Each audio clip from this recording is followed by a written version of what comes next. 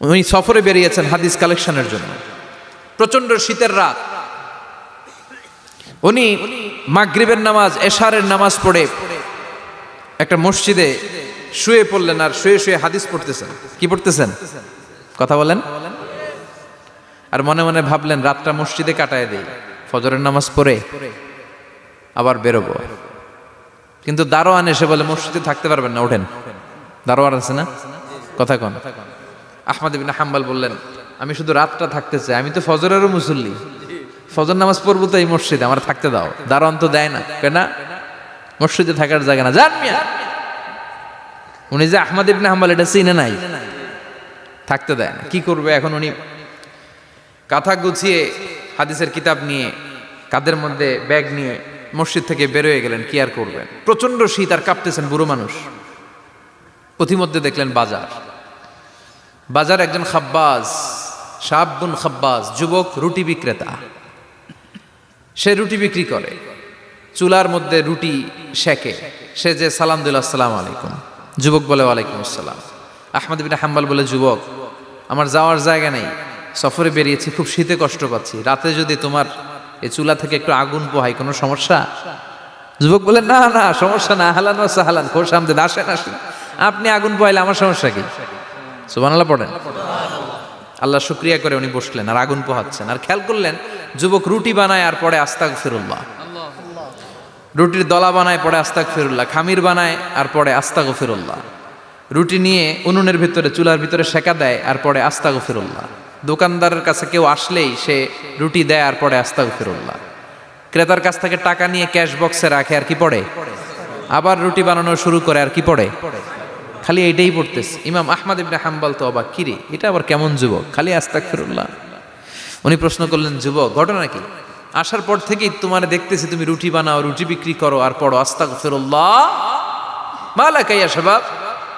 যুবক বলে, আস্তাগফিরুল্লাহ আমার সবচেয়ে বেশি পছন্দের আমল, আমি সব সময় আঠার মতো ইস্তেগফারের সাথে লেগে থাকি আর সব সময় পড়তে থাকি আস্তাগফিরুল্লাহ, আর এর বদৌলতে আল্লাহ আমারে মুস্তাজাবুদ দাওয়া বানিয়ে দিয়েছে।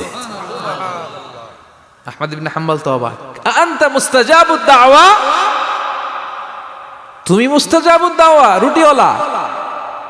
আমি এত বছর হাদিস পড়াই, আমিও তো মুস্তাজাবুদ দাওয়া না, আর তুমি রুটি বেচো বাজারে, তুমি মুস্তাজাবুদ দাওয়া, তুমি দোয়া করলেই সব কবুল হয়ে যায়। যুবক বলে, না আনা মুস্তাজাবুদ দাওয়া, আমি আমার জীবনে যত দোয়া করেছি কবুল করে নিয়েছে কে? সব দোয়া কবুল করে নিয়েছে আল্লাহ, একটা দোয়া ছাড়া। কয়টা? আহমদ ইবনে হাম্বলের কৌতূহল, কিউরিয়াসিটি আরো বেড়ে গেল। কি? সব দোয়া কবুল হয়েছে, একটা দোয়া ছাড়া। মাযালিকা দোয়া ইয়া শাব, কি সেই দোয়া? যুবক এবার বলতে শুরু করলো, আমার জীবনে যে দোয়াটা আল্লাহ কবুল করে নাই সেটা হচ্ছে আমি আল্লাহর কাছে অনেক চেয়েছি, অনেক দোয়া করেছি যে আল্লাহ, শুনেছি এই জামানার সবচেয়ে বড় মুহাদ্দিস, তার নাম নাকি ইমাম আহমদ ইবনে হাম্বল।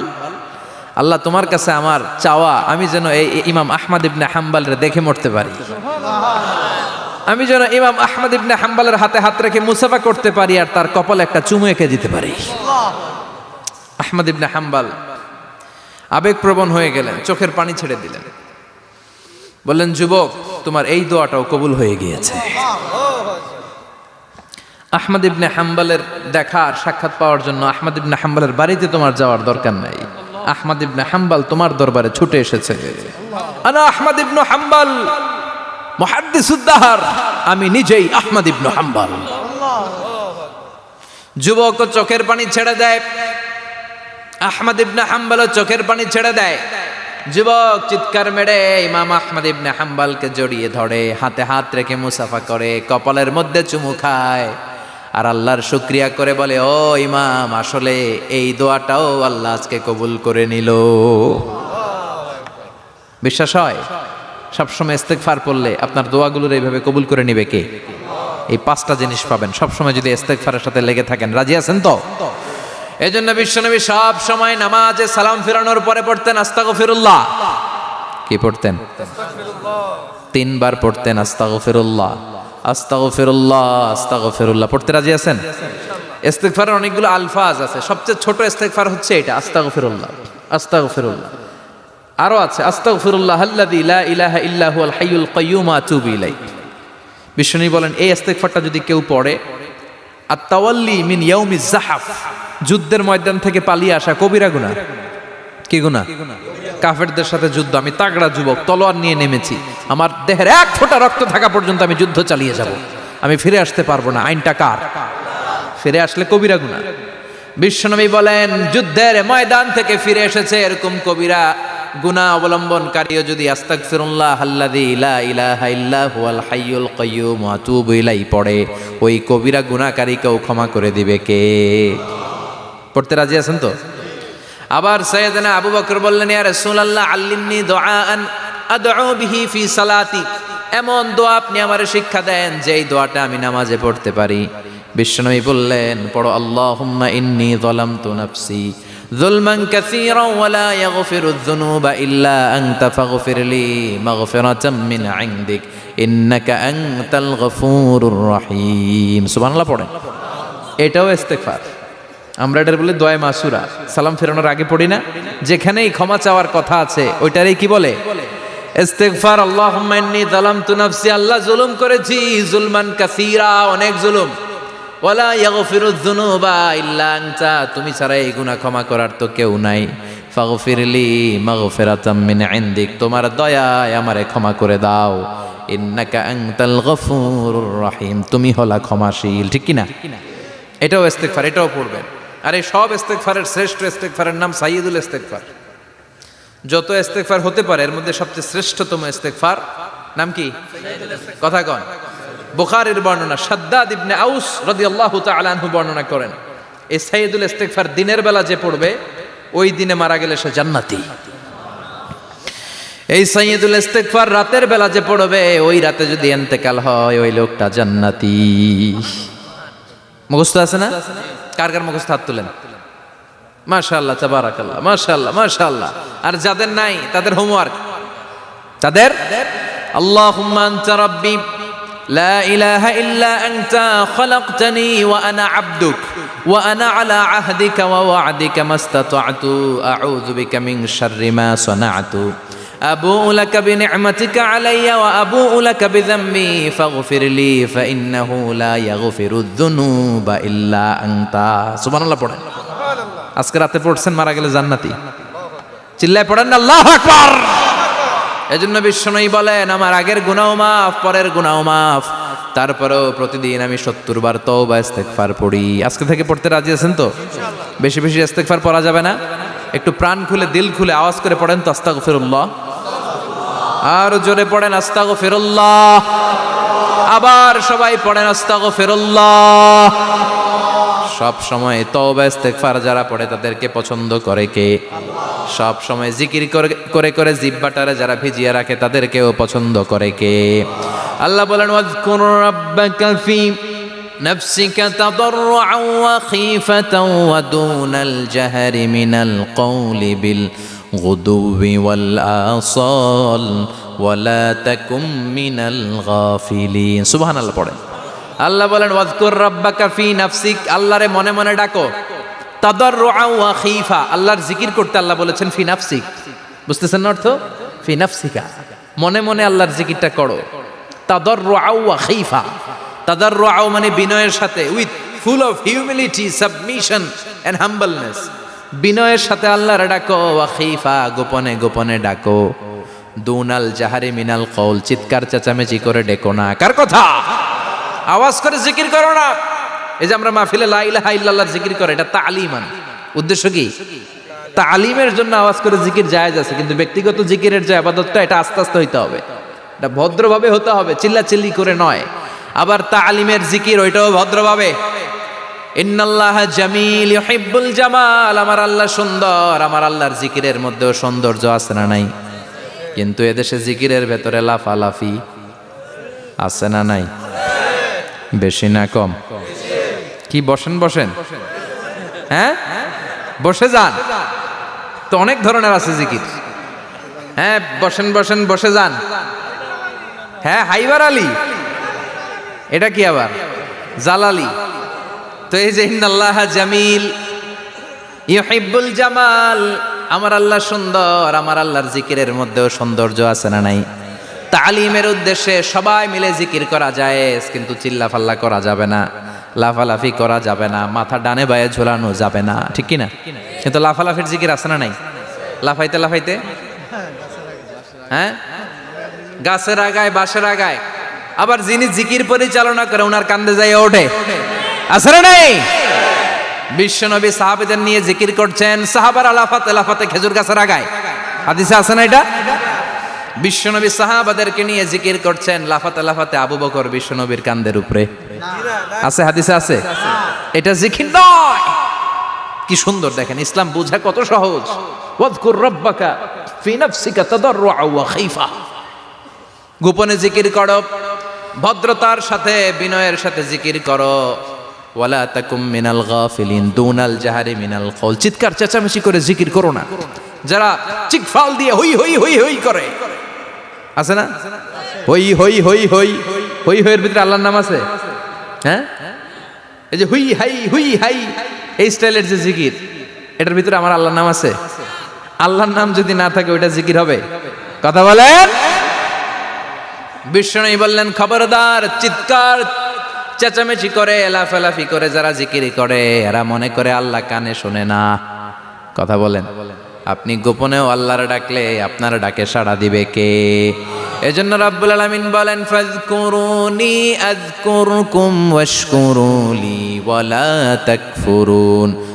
বান্দা আমার জিকির তোমরা করো, আমিও তোমাদের জিকির করব, ঠিক কি না? আমরা যদি আল্লাহর জিকির করি আমাদের জিকির করে কে? সুবহানাল্লাহ কইবেন না? আমরা আল্লাহর জিকির করে, আল্লাহ নাকি আমাদের জিকির করে, জানো তো না কথা এটা। আবার হাদিসে কুদসিতে আল্লাহ বলেন, ফাইন যাকারানি ফি নাফসি যাকারতুহু ফি নাফসি। আমার বান্দা যদি একা একা আমার জিকির করে, আমি আমার বান্দারে একা একা স্মরণ করি। ওয়া ইন যাকারানি ফি মালাইন যাকারতুহু ফি মালাইন খায়রিম মিনহু। এরকম মহা সম্মেলন করে যদি কেউ আমি আল্লাহর জিকির করে, আমি এর চেয়েও বড় মহা সম্মেলন ফেরেশতাদেরকে নিয়ে করে আমার বান্দারে স্মরণ করি। ওয়া ইন তাকাররাবা ইলাইয়া শিবরান তাকাররাবতু ইলাইহি যিরাআন। আমার বান্দা যদি আমার দিকে এক বিঘত আসতে চায়, আমি আমার বান্দার দিকে এক হাত এগিয়ে যাই। আমার বান্দা যদি আমার দিকে এক হাত আসতে চায়, আমি আমার বান্দার দিকে দুই হাত যাই। ওয়া ইন আতানি ইয়ামশি আতাইতুহু হারওয়ালা।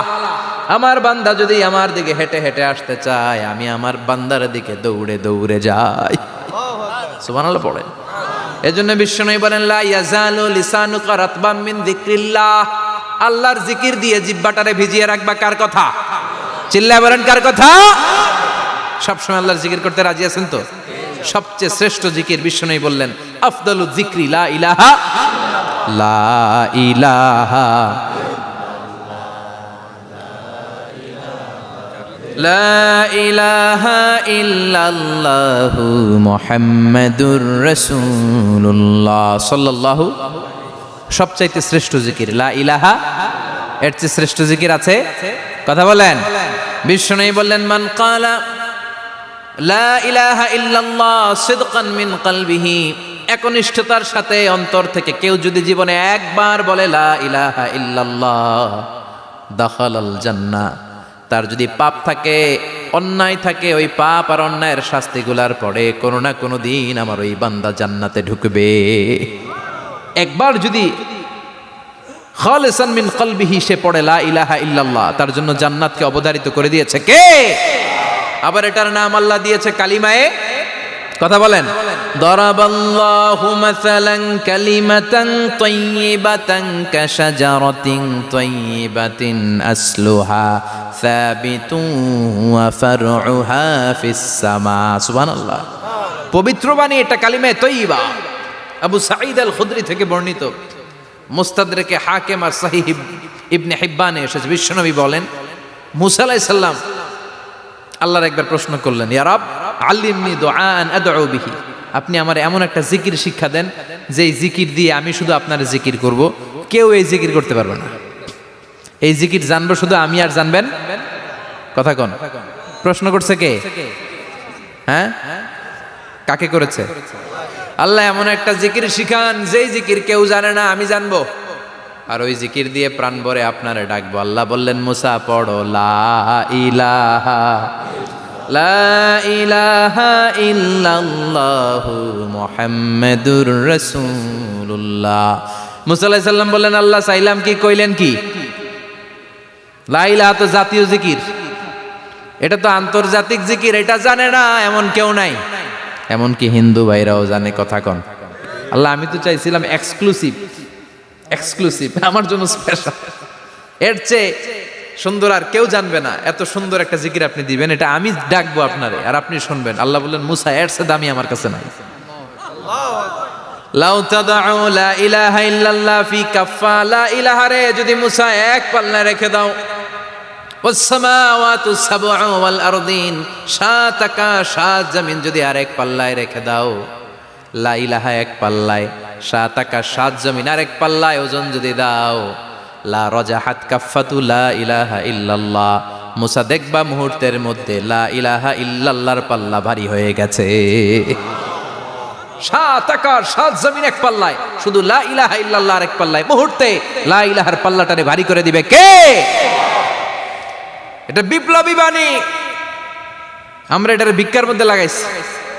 এখন ভিক্ষা করার সময় লা ইলাহা আছে না নাই? একটা টাকা দিয়া যান, আমি গরিব ইনসান আর সমান, একটা টাকা দিয়া যান, আমি গরিব ইনসান, আছে না নাই? জুমার নামাজের সময় ভিক্ষা করে, একটা টাকা দিয়া যান, আর লা ইলাহার জিকির লগে, আছে না নাই? এটা আমরা ভিক্ষার জিকির বানাইছি, এটা তো বিপ্লবী বাণী। এই বাণীর পক্ষে যারা, তারা ন্যায় আর সত্যের পক্ষে চিল্লায় বলেন ঠিক কিনা? এই বাণীতে যারা বিশ্বাস করে, তারা এক আল্লাহর সামনে মাথা নত করে দেয়।